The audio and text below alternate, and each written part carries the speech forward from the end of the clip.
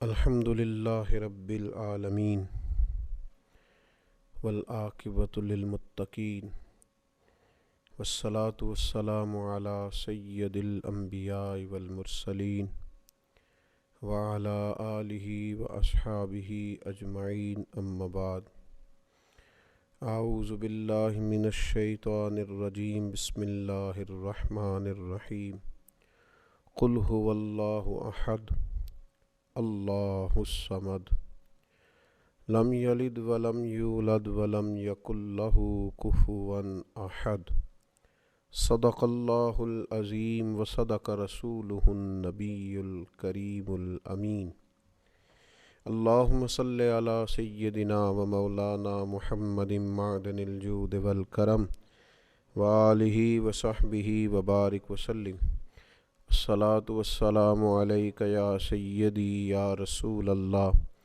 وعلی آلک واصحابک یا سیدی یا حبیب اللہ۔ حمد و صلاۃ کے بعد ماہ نور و سرور، ماہ رمضان المبارک کی بابرکت پرکیف خوبصورت گھڑیاں اللہ نے ایک دفعہ پھر امت مسلمہ کو نصیب کی ہیں۔ اللہ تعالیٰ اس ماہ مبارک کو عالم اسلام کے لیے باعث خیر و برکت اور اس کی رحمتوں کے صدقے اللہ تعالیٰ امت کو عروج اور باقپن عطا فرمائے۔ آج رمضان المبارک کی بابرکت گھڑیوں میں پہلی تربیتی نشست ہے۔ آج کی گفتگو میں عقیدہ توحید کے تعلق سے چند گزارشات آپ کی خدمت میں عرض کرنی ہیں، اور میں نے یہ عرض کرنا ہے کہ عقیدہ توحید انسان کی زندگی پر کس طرح کے روحانی اثرات مرتب کرتا ہے۔ جس عقیدے کا انسان ہوتا ہے، جس نظریے کو وہ مانتا اور جانتا ہے، اس کے لازمی اثرات اس کی روحانی زندگی پر ہوتے ہیں۔ اسلامی عقائد میں سے بنیادی عقیدہ عقیدہ توحید ہے۔ اللہ تعالیٰ کی ذات اور صفات میں اسے یکتا اور تنہا ماننا، ذات و صفات میں کسی کو کبھی شریک نہ ٹھہرانا، یہ عقیدہ توحید ہے۔ اسی نظریے کی تبلیغ کے لیے اللہ تعالیٰ نے تمام انبیاء کرام علیہم السلام کو مبعوث فرمایا۔ یہی عقیدہ توحید ہے جو نبی کریم صلی اللہ تعالیٰ علیہ وسلم کی کامل غلامی سے بندہ مومن کو نصیب ہوتا ہے، اور پھر وہ انسان کی زندگی میں اور اس کی طبیعت میں انقلاب برپا کر دیتا ہے۔ قرآن حکیم کی معروف، مختصر، جامع اور انتہائی بابرکت سورہ اخلاص عقیدہ توحید کو بیان کرتی ہے۔ اللہ کریم نے ارشاد فرمایا قل هو اللہ احد، تم فرماؤ وہ اللہ ہے اور وہ ایک ہے۔ اللہ الصمد، اللہ بے نیاز ہے۔ لم یلد ولم یولد، نہ اس کی کوئی اولاد ہے اور نہ وہ پیدا کیا گیا ہے۔ ولم یکن لہ کفوا احد، اور اس کا کوئی ہمسر نہیں، اس کا کوئی جوڑ نہیں۔ اللہ تبارک و تعالی وحدہ لا شریک ہے۔ اللہ تعالیٰ بے نیاز ہے، کھانے سے، پینے سے، تھکن سے، سونے سے، جاگنے سے، اونگ سے۔ اللہ بے نیاز ہے۔ اللہ تبارک و تعالی کی نہ کوئی اولاد ہے، نہ اس نے کسی کو جنا ہے، نہ وہ جنا گیا ہے، اور اس کا کوئی ہمسر نہیں۔ یہ مضبوط عقیدہ ہو۔ کائنات کا خالق، مالک، رازق، عزتیں اور ذلتیں جس کی حکمت کا تقاضا ہیں، وہ اللہ تعالیٰ ہے۔ اپنے بندوں پر نہایت مہربان ہے، کرم فرمانے والا ہے، رحمت کرنے والا ہے، غلطیوں سے درگزر کرنے والا ہے، دنیا اور آخرت میں اپنے بندوں پر رحمت کی نظر کرنے والا ہے۔ وہ کریم مالک جو دریاؤں میں مچھلیوں کو، جو بلوں میں چیونٹیوں کو، پتھروں میں کیڑوں کو، جو ہر کونے میں ہر مقام پہ بسنے والے انسانوں کو رزق عطا کرتا ہے، مالک حقیقی ہے، خالق حقیقی ہے، رازق حقیقی ہے۔ رحمان ہے، رحیم ہے، کریم ہے، ستار ہے، غفار ہے۔ وہ اپنی شانوں، صفتوں، کمالات اور اسماء مبارکہ میں ہر لحاظ سے بلند و بالا ہے، یکتا و تنہا ہے، اور اتنا کریم ہے کہ جس طرح کا بندہ اس کے ساتھ گمان کرتا ہے، مالک اسی طرح کا اس کے ساتھ معاملہ فرما دیتا ہے۔ مانگنے والوں کو رزق بھی دیتا ہے، عزت بھی دیتا ہے، صحت بھی دیتا ہے، اولاد بھی دیتا ہے، عمر بھی دیتا ہے، اور دیتا ہے تو بے حساب ہی دیتا ہے۔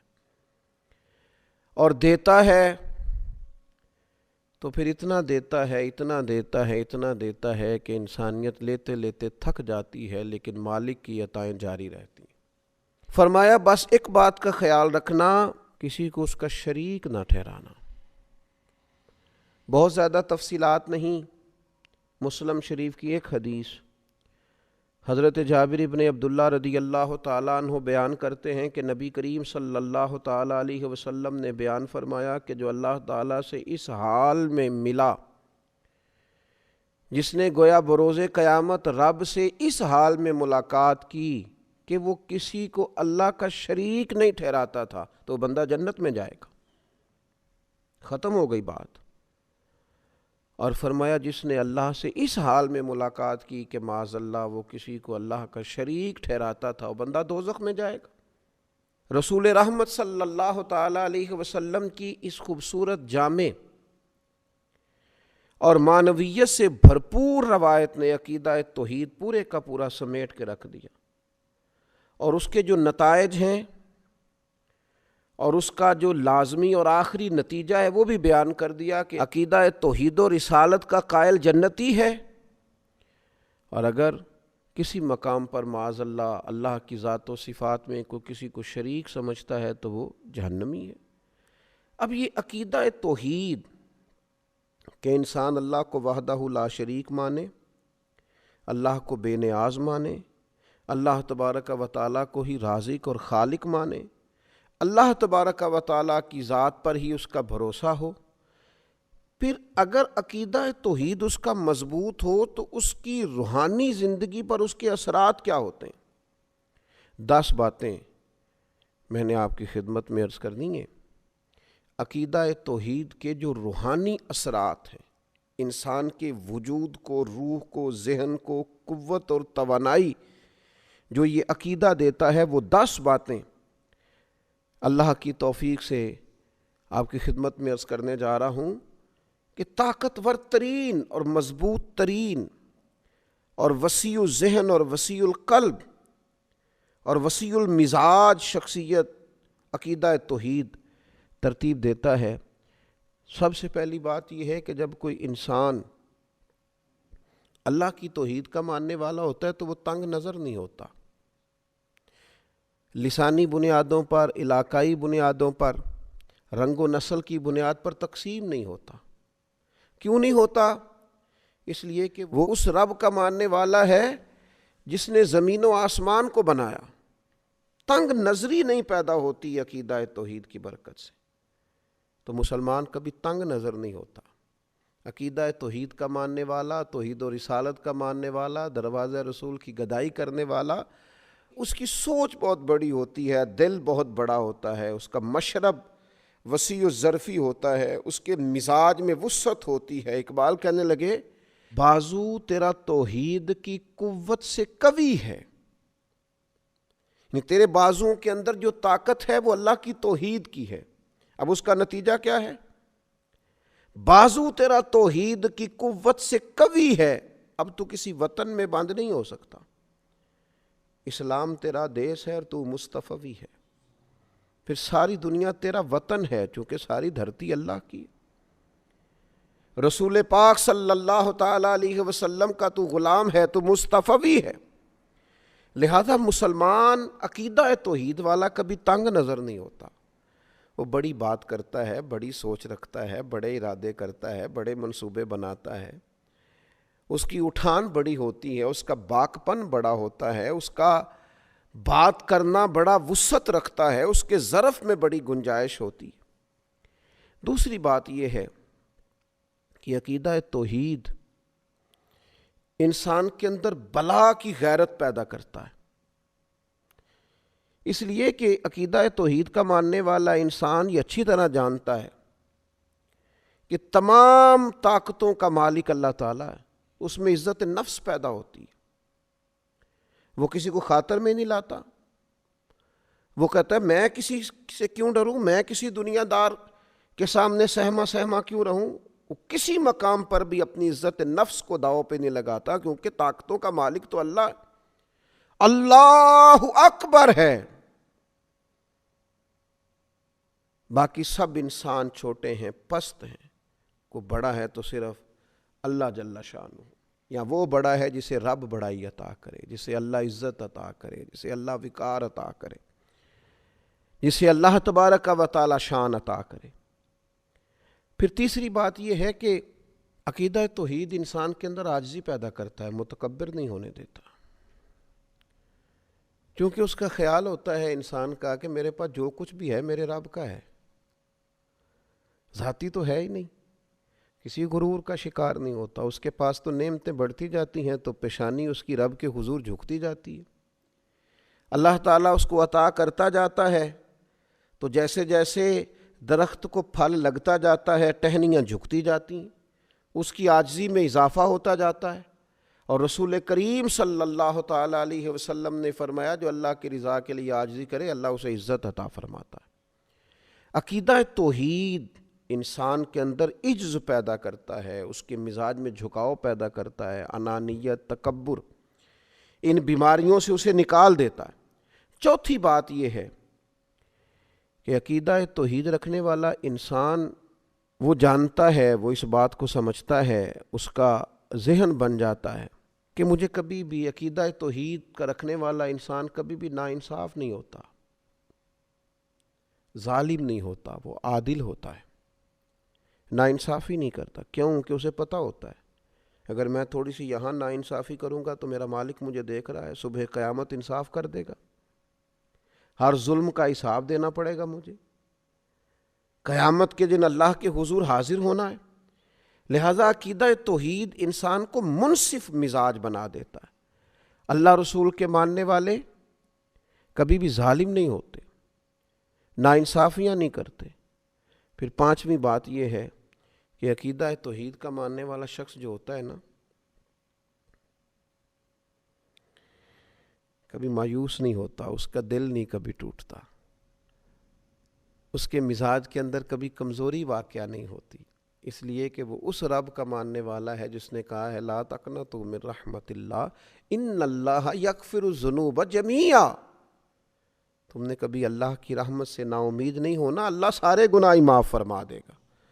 تو عقیدہ توحید انسان کے مزاج کو شگفتہ رکھتا ہے، کھلا ہوا رکھتا ہے، تازہ دم رکھتا ہے، امیدیں ہر وقت برقرار رہتی ہیں، مزاج ہر وقت تازہ رہتا ہے، طبیعت میں ہر وقت اٹھان رہتی ہے، کچھ کرنے کا جذبہ ہر وقت بیدار رہتا ہے، سستیوں سے، نکاہتوں سے، کمزوریوں سے، کمزور باتوں سے۔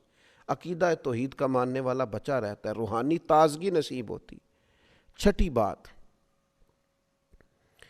عقیدہ توحید رکھنے والے آدمی کے اندر عزم بہت ہوتا ہے، حوصلہ بہت ہوتا ہے۔ کیوں؟ اس لیے کہ عقیدہ توحید رکھنے والا آدمی جو کام بھی کرتا ہے رب کی رضا کے لیے کرتا ہے۔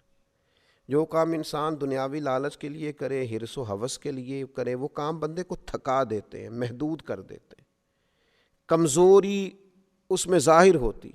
لیکن جب بندہ رضا الہی کے لیے نکلتا ہے، پھر عزم ہے، حوصلہ ہے، پھر تو انسان جان بھی خوشی خوشی دے دیتا ہے، پھر تو سر کٹانے میں بھی لطف آتا ہے۔ وہ کسی نے کہا تھا کہ غلامان محمد جان دینے سے نہیں ڈرتے، یہ سر کٹ جائے یا رہ جائے کچھ پرواہ نہیں کرتے۔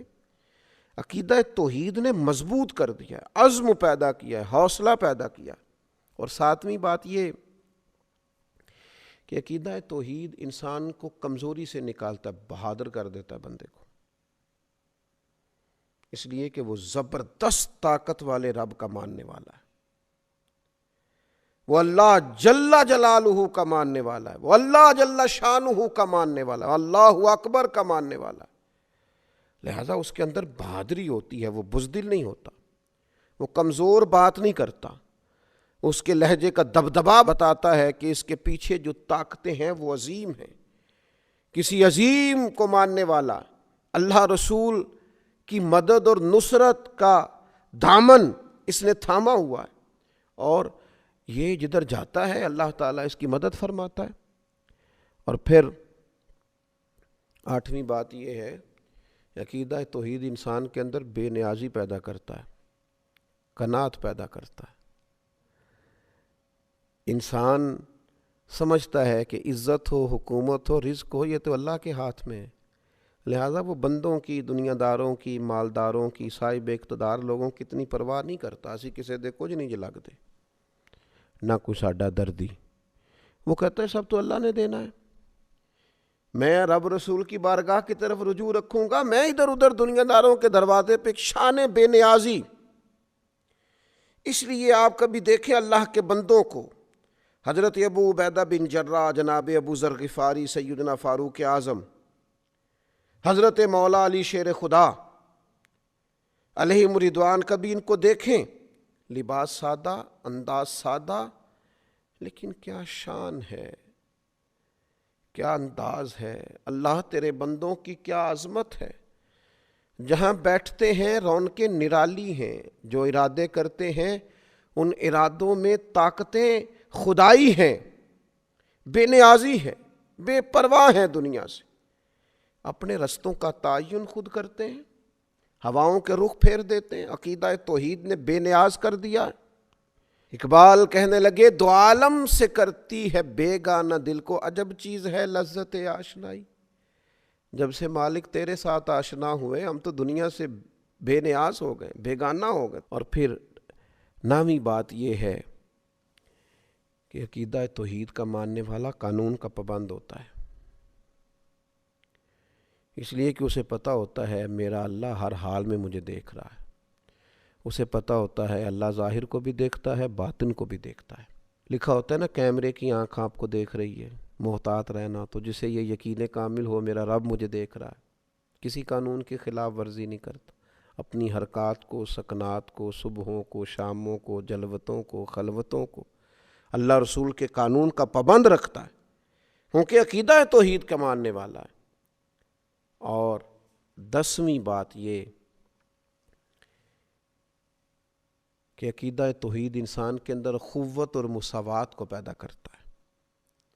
انسان سمجھتا ہے یہ ساری مخلوق اللہ کی پیدا کرتا ہے، وہ کسی کو حقیر نہیں جانتا، لوگوں سے پیار کرتا ہے. رب کی مخلوق اسے اچھی لگتی. الخلق و یال اللہ، حضور نے فرمایا مخلوق اللہ کا کنبہ ہے. جب وہ عقیدہ توحید کا قائل ہوتا ہے پھر اللہ کی مخلوق سے پیار کرتا ہے، پھر مساوات کرتا ہے، پھر انسانوں کو حقیر نہیں جانتا. پھر وہ اللہ کے بندوں کو، مسلمانوں کو، رسول کریم کے غلاموں کو غلامی کی نسبت سے ساتھ بٹھا کر فخر محسوس کرتا ہے. کسی بھی مسلمان صحیح العقیدہ کو پاس بٹھا کے اسے گھٹن محسوس نہیں ہوتی. یہ 10 باتیں ایسی ہیں جو روح کو تازہ کر دیں، جو طبیعت میں ایک نورانیت پیدا کر دیں، جو مزاج کو شگفتہ کر دیں. یہ کب نصیب ہوتی ہیں؟ جب عقیدہ توحید ملتا ہے. 10 باتیں عرض کی ہیں. اللہ تعالیٰ مسلمانوں میں یہ پیدا کر دے، ہمارے دلوں کو ٹھنڈا کر دے. اور آپ یقین کریں اگر یہ 10 باتیں پیدا ہو جائیں تو انزائٹی بھی گئی، ڈپریشن بھی گیا، ٹینشن بھی گئی. اور یہ جو کہا جاتا ہے کہ فلاں میری بات نہیں سن رہا، فلاں میرا خیال نہیں رکھتا، ان ساری باتوں سے انسان گیا. جس کے پیچھے رب رسول ہوں اسے کسی اور کی حاجت رہ ہی نہیں جاتی. اللہ تبارک و تعالی عقیدہ توحید و رسالت کی مضبوطی عطا کرے. وما علینا الا البلاغ المبین.